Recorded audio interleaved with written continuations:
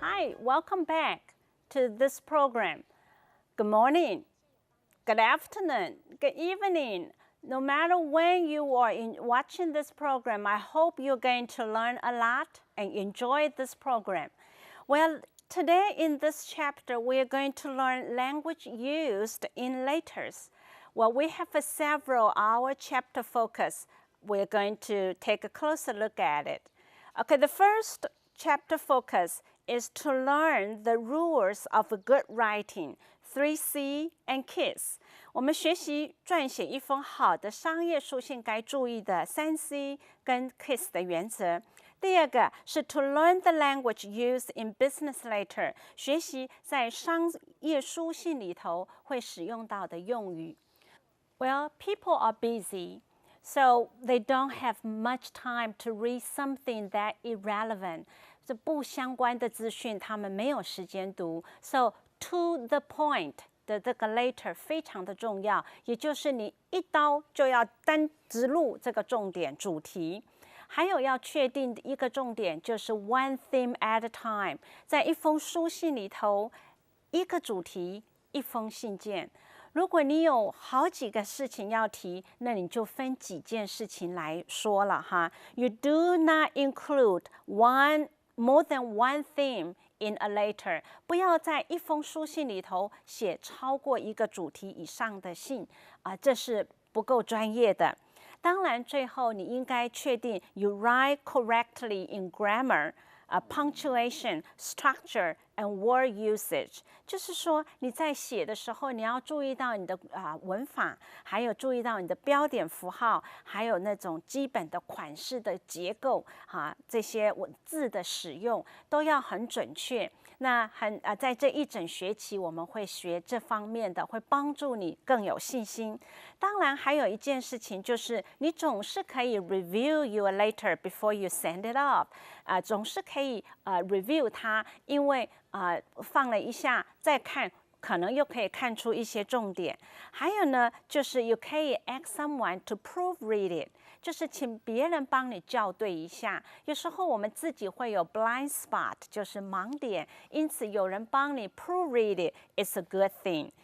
Well, now we're going to move on to check it out.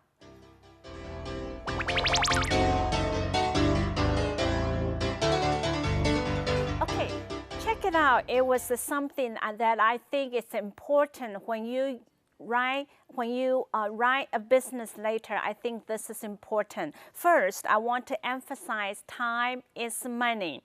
Okay, so you need to make sure your letter is to the point. The second thing is you need to convey the message quickly.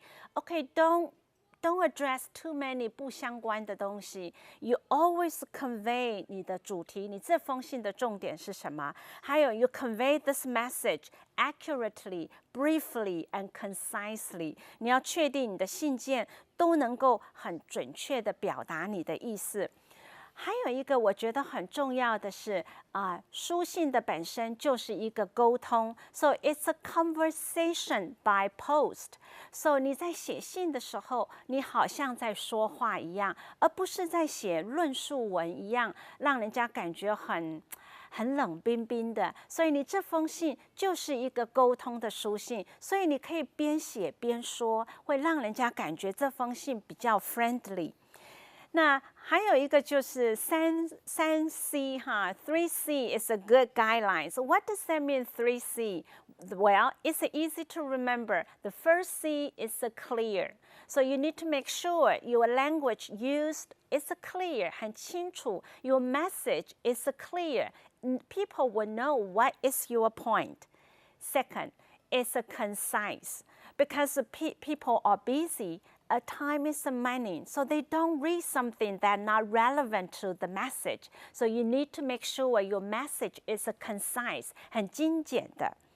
最后是一个 courteous。Courteous is 礼貌。你会说，老师在商场上很重要吗？Well， 商场上很重要，沟通很重要，在书信的里头，字眼的表达也是非常的重要。Courteous 很有礼貌 ，3 Cs。Well， 还有一个 guideline 就是 KISS， 我常告诉学生 ，is a KISS 原则。K 第一个 K 是 keep，you keep this letter，it 就是那个 later，simple 简单 ，short。Keep it simple and short， 让这封信又简单又短，这是3 C 的原则。Well， 我们现在先休息一下，马上回来，我们可以进行下一个单元。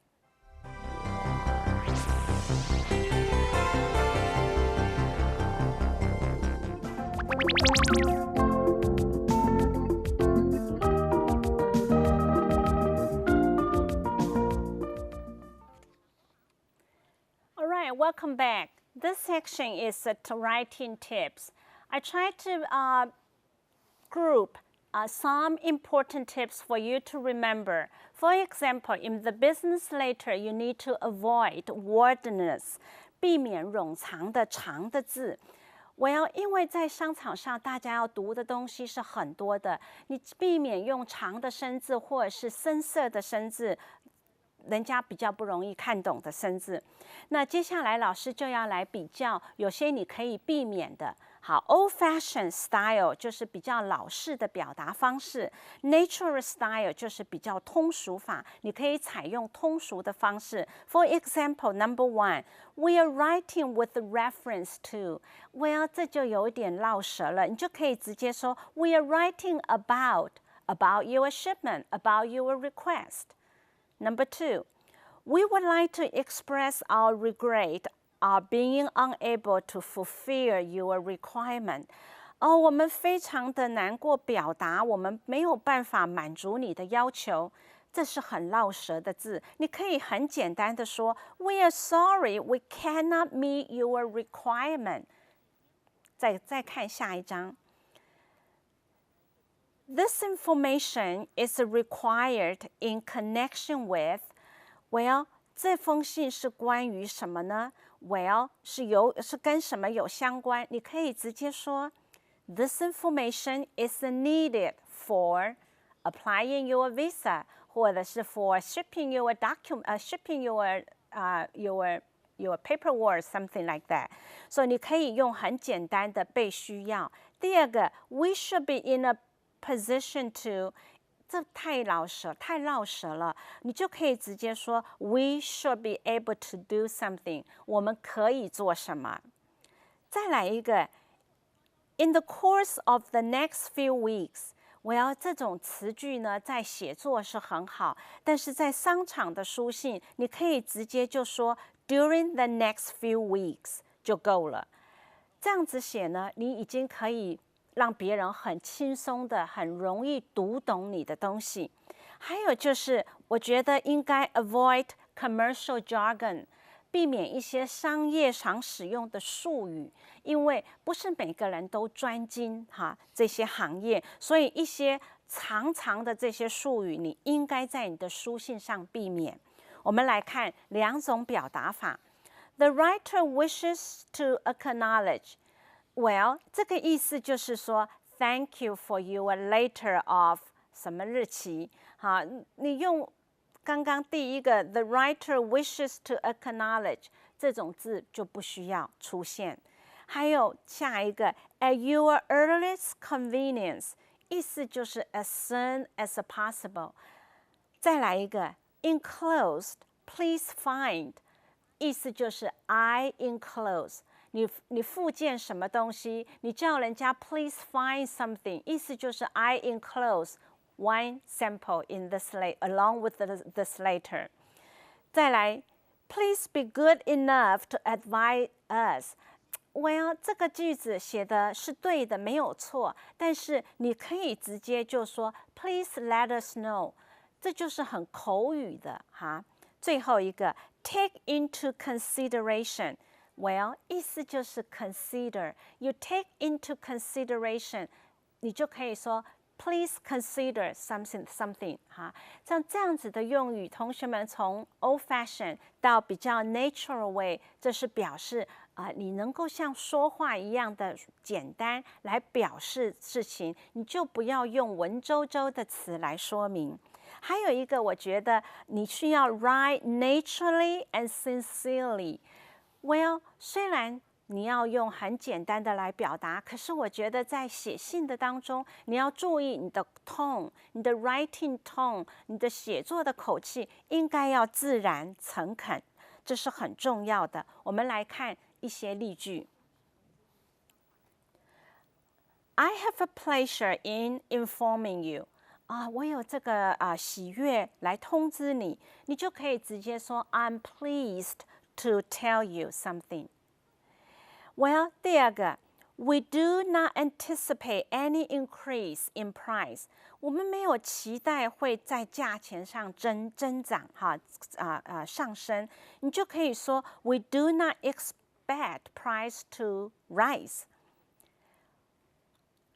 Please be good enough to advise us， 就是刚刚我们也有同样的类似的题目，就是 Please let us know。还有一个 Please favor us with a reply。Please let us hear from you， 就这么简单。接下来还有一个重点，就是你的语气要适合情境，也就是你要 adopt a tone that suited to the occasion。So maybe you are complaining something, but the tone still need to be careful that you will not offend your recipient, the people who read your letter. 也就是说，为了使你的信达到目的，有时候情况是不一样的，但是你的语气仍然要能够准确的释放这样子的讯息，避免说收件人收到你的信的时候会感觉不舒服，所以你要小心，你要 adopt a tone suited to the occasion， 语气要适合情境。哪怕你是写一封抱怨的信件，你仍然要注意你的语气不会让人being offended， 觉得有被冒犯的感觉，这种感觉必须要在你的书信里头避免。那接下来我们就来看old-fashioned way 跟natural way。Okay, we cannot do anything about your problem. 你像这个很直接的说 ，We can't do anything about your problem. 你直接的这么说，其实是很粗鲁的。你换一个方法，你怎么说呢？你可以说 ，Unfortunately, we are unable to help you on this occasion. 很不幸的是，我们没有办法帮助你在这个情况下，我们没有办法帮助你。那这样子呢，你就可以让人家感觉舒服一点。你直接说 "We can't help you, we can't do anything about your problem"， 这个在感觉上是不舒服的。那我们再看下一个例句 ：The problem would not have happened if you had connected our agent earlier。他说这个问题是不会发生的，如果你有早一点通知我们的 agent 的话，这个感觉就很使人不舒服了，好像责备对方。那你换一个方法，你怎么说呢？The problem would be resolved by connecting our agent。你换成正面的语调来说这个困难是可以被解决的，如果你早先通知我们的 agent。下一个 ，Your notebook guarantee is up, so you will have to pay for it to get fixed。他说你的这个笔记本的这个guarantee 保证期已经到期了，你必须要付钱才能够修理。这个口气换一个语气来讲，人家会舒服多了。就是说，the guarantee for your notebook has expired.We are afraid you will have to bear the cost of any repairs. The guarantee 这个你的笔记本的这个保证期已经过期了，我们恐怕呢，你必须要付这个修理的费用。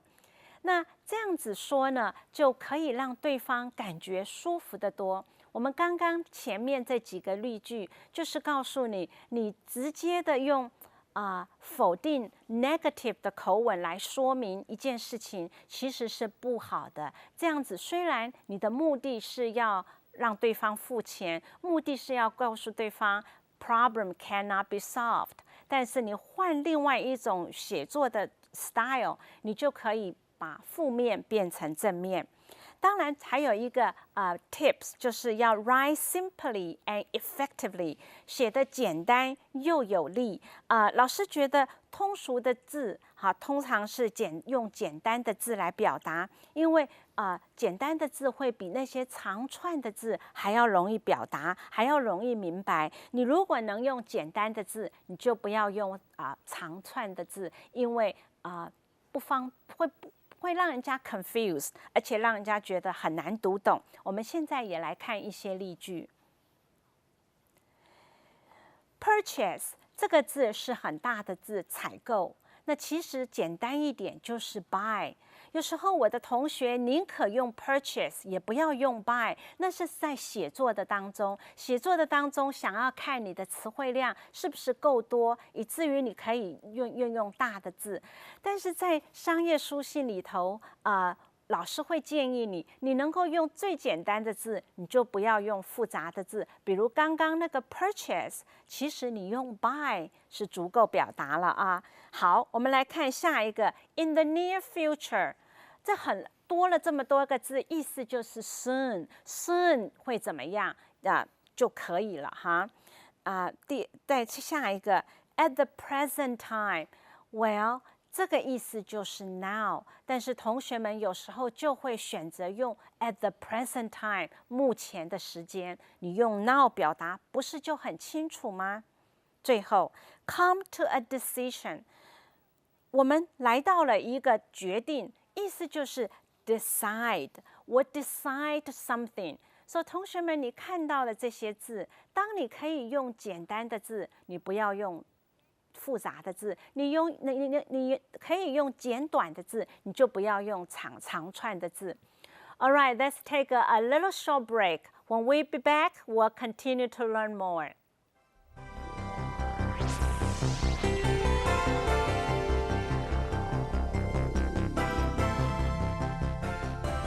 Welcome back, students. In this section, we're going to do the checklist.Okay, that means before you send off your letter, I have a few things want you to check before you send off the letter.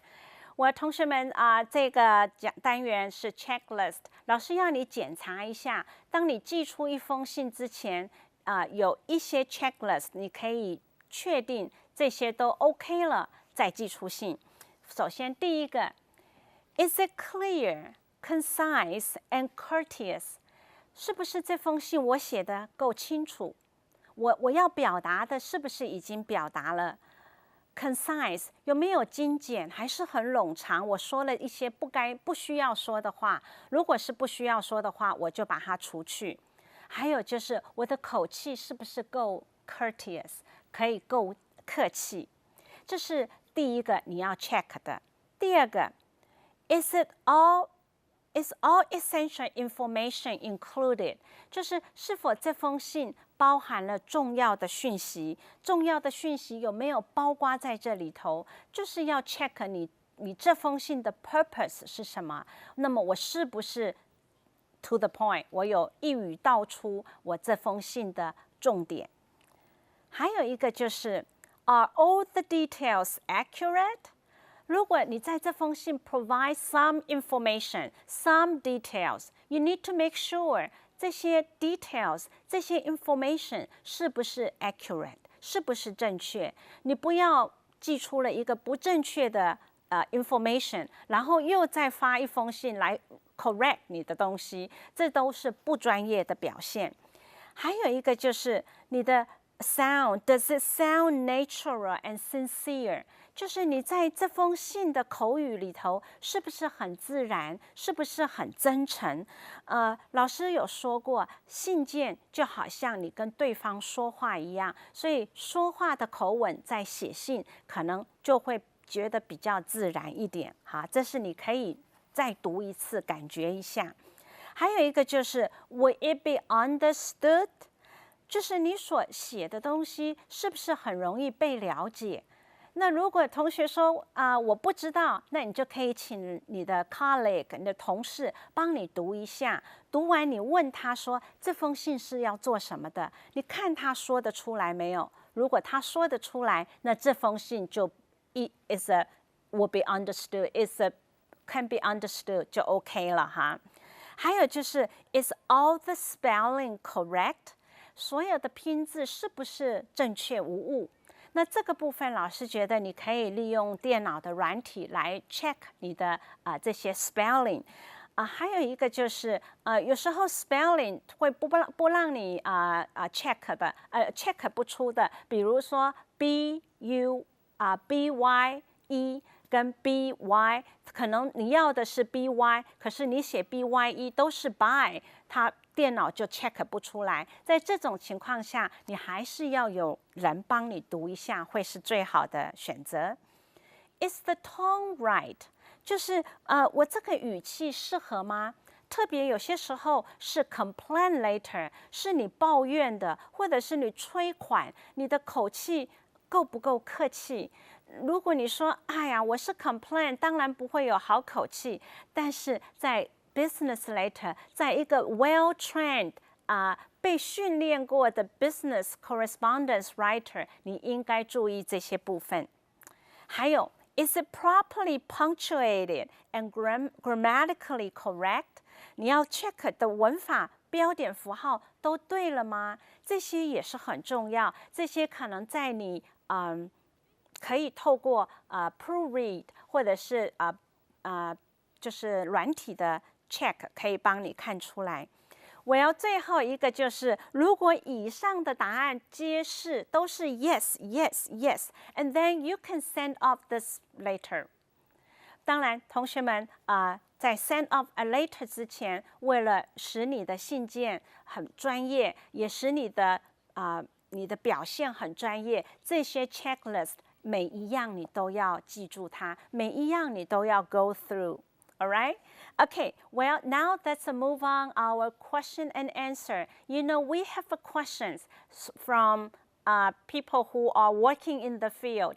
We have a question from students. So the next unit, question and answer, 我们会接受从业界来的问题，从学生来的问题，老师待会亲自为您解答。